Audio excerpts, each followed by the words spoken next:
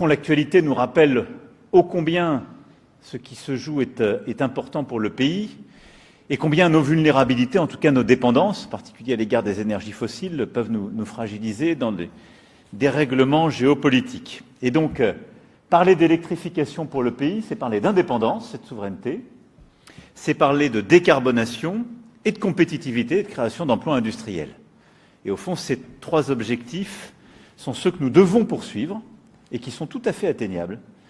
Et je veux voir dans la réunion d'aujourd'hui une réunion de confiance dans nos capacités à réussir et de mobilisation collective. Stellantis, à Mulhouse, va investir plus d'1 milliard d'euros nouveaux pour produire de nouvelles générations de véhicules électriques à partir de 2029.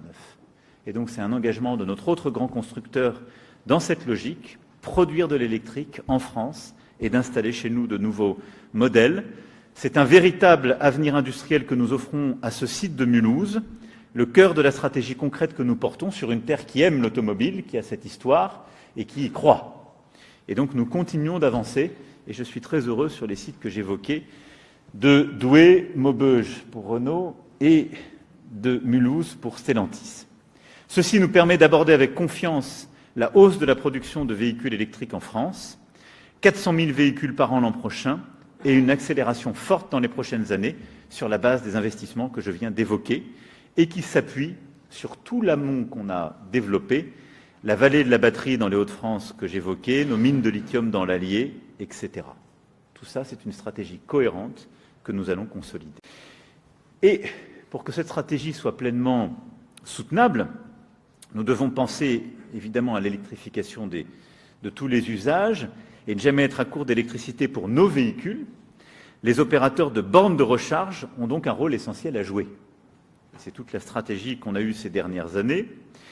Ils se sont engagés à déployer 240 000 bornes, dont 60 000 points de charge rapides et ultra rapides. Je veux ici saluer plusieurs acteurs présents dans la salle qui ont pris des engagements particuliers. Electra, qui investira 300 millions d'euros d'ici 2030. Engie également. Et je veux saluer les grandes et moyennes surfaces, notamment le groupe Leclerc. Leclerc se sont engagés au déploiement de 10 000 bornes à horizon 2030. Et la grande distribution montre ici qu'elle a un rôle d'entraînement à avoir dans les territoires comme sur les prix. Je veux également remercier la Banque des Territoires qui a annoncé 1,2 milliard d'euros d'investissement sur justement cette stratégie des bornes électriques.